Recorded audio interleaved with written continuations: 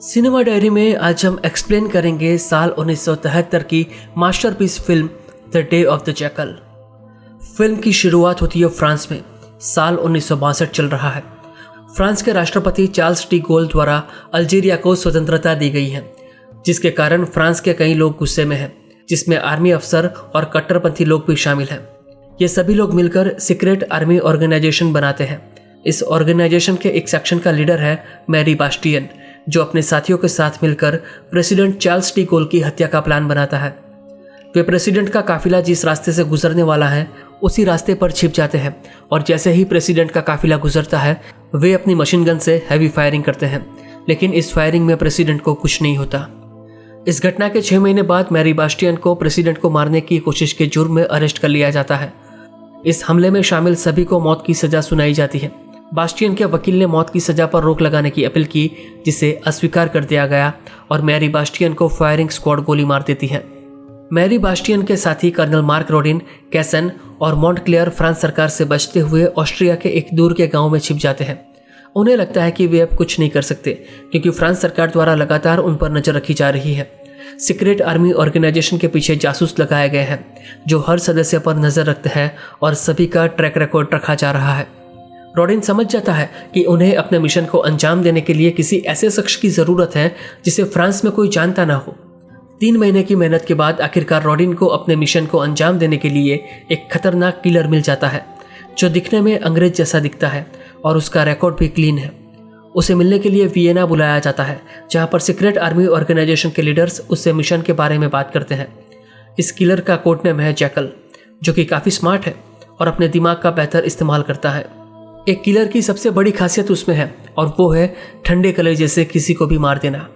Rodin बताता है कि उनका मिशन है प्रेसिडेंट चार्ल्स डी गोल की हत्या करना, लेकिन सीक्रेट आर्मी ऑर्गेनाइजेशन के प्रेसिडेंट के मारने के पिछले प्रयास विफल हुए थे और वे सभी वांटेड हैं, इसलिए ये काम काफ़ी जोखिम भरा है।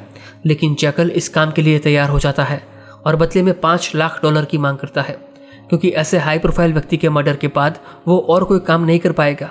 साथ ही वो एक और शर्त रखता है। वो कहता है कि इस काम के बारे में इस कमरे में मौजूद लोगों के अलावा किसी और को जैकल के बारे में पता नहीं चलना चाहिए। मीटिंग खत्म होने के बाद जैकल प्रेसिडेंट को मारने के लिए तैयारियां शुरू करता है। वो 2 नकली पासपोर्ट बनवाता है, फिर पेरिस जाकर मिशन को अंजाम देने के लिए लोकेशन की खोज करता है। जैकल बेल्जियम के 2 लोगों को कांटेक्ट करता है, जिसमें एक है वेपन स्पेशलिस्ट, जिसे जैकल एक स्पेशल गन बनाने के लिए कहता है, और दूसरा है नकली डॉक्यूमेंट बनाने वाला, जिससे जैकल फ्रांस के कुछ अहम डॉक्यूमेंट बनवाता है। अब सीक्रेट आर्मी ऑर्गेनाइजेशन जैकल को वॉल्मी नाम के एक सीक्रेट एजेंट की डिटेल भेजता है, जो उसे प्रेसिडेंट के शेड्यूल के बारे में सभी अपडेट देता रहेगा। इसी दौरान सीक्रेट आर्मी ऑर्गेनाइजेशन की महिला जासूस, जिसका नाम है डेनिस, उसे फ्रांस के एक हाई रैंकिंग अफसर सेंट क्लेयर के पास भेजा जाता है, ताकि उस अफसर को बहकाकर डेनिस कुछ खुफिया जानकारी पाने में कामयाब हो जाए। 2 सप्ताह के बाद जैकल की स्पेशल कस्टमाइज्ड गन तैयार हो जाती है, जिसे वो लेने जाता है। गन देखकर वो काफ़ी खुश होता है। दोस्तों, ये गन छोटे छोटे पार्ट्स को जोड़कर बनाई गई है, लेकिन ये काफ़ी खतरनाक है। जैकल राइफल का टेस्टिंग करता है, जिसके लिए वो जंगल एरिया में जाकर एक तरबूज पर मार्किंग करके दूर पेड़ पर टांग देता है। फिर अपनी गन में स्पेशल बुलेट लोड करके जैकल निशाना लेकर फायर करता है। गन से सटीक निशाना लगता है, तरबूज के चित्रे उड़ जाते हैं, जिसे देखकर जैकल काफ़ी खुश होता है। अब जैकल डॉक्यूमेंट बनाने वाले के पास जाता है, लेकिन वो नकली डॉक्यूमेंट बनाने वाला शख्स अब जैकल को ब्लैकमेल करने की कोशिश करता है, जिससे जैकल काफ़ी गुस्सा होता है। वो उसकी गर्दन पर वार करके उसे वहीं पर मार देता है। अगले सीन में हम देखते हैं कि जैकल अपनी सारी तैयारियां पूरी करने के बाद फ्रांस जाने के लिए एयरपोर्ट आता है। जैकल अपनी नई पहचान की आईडी प्रूफ बनाता है, जिसका नाम है पॉल ओलिवर। वहीं अब सीक्रेट आर्मी ऑर्गेनाइजेशन को जैकल को पेमेंट भी करना है। अब इतनी बड़ी रकम का भुगतान करने के लिए सीक्रेट आर्मी ऑर्गेनाइजेशन अपने नेटवर्क को कहता है कि पेरिस के बैंकों को लूट लिया जाए। वे बैंक्स लूटने के लिए अलग अलग टैक्टिक्स अपनाते हैं। कुछ बैंक्स में रात में लूट करते हैं और कुछ बैंकों को दिन दहाड़े लूटा जाता है। पेरिस में बैंक लूट की घटनाओं में हुई बढ़ोतरी से फ्रांस की सीक्रेट सर्विस और पुलिस डिपार्टमेंट चौंक जाता है। लूट में शामिल कुछ रॉबर्ट्स पकड़े जाते हैं, लेकिन वे सभी प्रोफेशनल हैं, जिन्हें सीक्रेट आर्मी ऑर्गेनाइजेशन ने लूट को अंजाम देने के लिए कहा था। इससे आगे उनके पास और कोई जानकारी नहीं है। सीक्रेट आर्मी ऑर्गेनाइजेशन का नाम सुनकर पुलिस और खुफिया विभाग अलर्ट हो जाता है। जांच में मालूम होता है कि रोडिन और उसके साथी रोम के होटल गैरीबाल्डी में है। इस होटल का मालिक सीक्रेट आर्मी ऑर्गेनाइजेशन से हमदर्दी रखता है, इसलिए सीक्रेट सर्विस को रोडिन और उसके साथियों पर डाउट होता है, जिनकी जांच करने के लिए आदमी भेजे जाते हैं।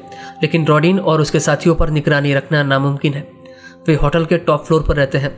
उसके नीचे के फ्लोर पर 8 बॉडीगार्ड हैं और वेलेंस्की ही एक ऐसा शख्स है जो उन्हें बाहर की दुनिया से जोड़े रखता है। वो लेटर पोस्ट करने और रिसीव करने के लिए दिन में 2 बार पोस्ट ऑफिस जाता है। काफ़ी सोच विचार करने के बाद सीक्रेट सर्विस इंट्रोगेशन के लिए वोलेंस्की को हिरासत में लेने का प्लान बनाती है। जब वोलेंस्की पोस्ट ऑफिस जा रहा होता है तब सीक्रेट सर्विस एजेंट उसे बेहोश करके किडनैप कर लेते हैं। उसे स्पेशल प्लेन से पेरिस ले जाया जाता है, जहां पर वोलेंस्की को बुरी तरह से टॉर्चर किया जाता है। वोलेंस्की सिर्फ इतना जानता है कि सीक्रेट आर्मी ऑर्गेनाइजेशन ने एक प्रोफेशनल किलर को हायर किया है, जिसका कोड नेम है जैकल, जो उसके बॉस को मिलने आया था। सीक्रेट सर्विस के लिए इतनी इन्फॉर्मेशन काफ़ी है। सीक्रेट सर्विस का हेड तुरंत 2 और 2 4 कर लेता है।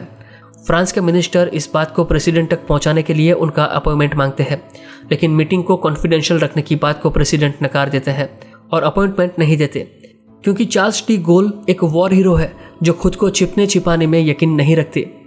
इसलिए मिनिस्टर जैकल से निपटने के लिए हाई रैंकिंग अफसरों की एक सीक्रेट कमेटी बनाते हैं, जिसमें मेन है पुलिस कमिश्नर बर्थियर और कर्नल सेंट क्लियर। बर्थियर का कहना है कि जैकल का कोई भी पुराना रिकॉर्ड नहीं है, इसलिए उसे खोजना मुश्किल है। जैकल को खोजने और उसे रोकने के लिए उसकी रियल आइडेंटिटी जानना बेहद ज़रूरी है। इसलिए वो जैकल को ट्रैक डाउन करने की जिम्मेदारी डेप्यूटी कमिश्नर क्लाउड को देते हैं। क्लाउड को काउंसिल के सामने बुलाया जाता है और उसे जैकल को ट्रैक डाउन करने के लिए सारे संसाधन मुहैया कराए जाते हैं। क्लाउड अपने साथ कैरन को रखता है और वे दोनों दुनिया की अलग अलग सीक्रेट सर्विस एजेंसियों का कांटेक्ट करते हैं और उन्हें जैकल के थ्रेट के बारे में बताते हैं। इसी दौरान हम देखते हैं सेंट क्लियर को, जो डेनिस को अनजाने में सब कुछ बता देता है, जिसके बाद डेनिस चुपचाप लंदन चली जाती है और वाल्मी को फ़ोन करती है। वहीं लंदन में इस मामले में इन्वेस्टिगेशन इंचार्ज इंस्पेक्टर थॉमस को प्राइम मिनिस्टर द्वारा जैकल के मामले में तेजी से जांच करने के लिए कहा जाता है, ताकि उसे जल्द से जल्द अरेस्ट किया जा सके।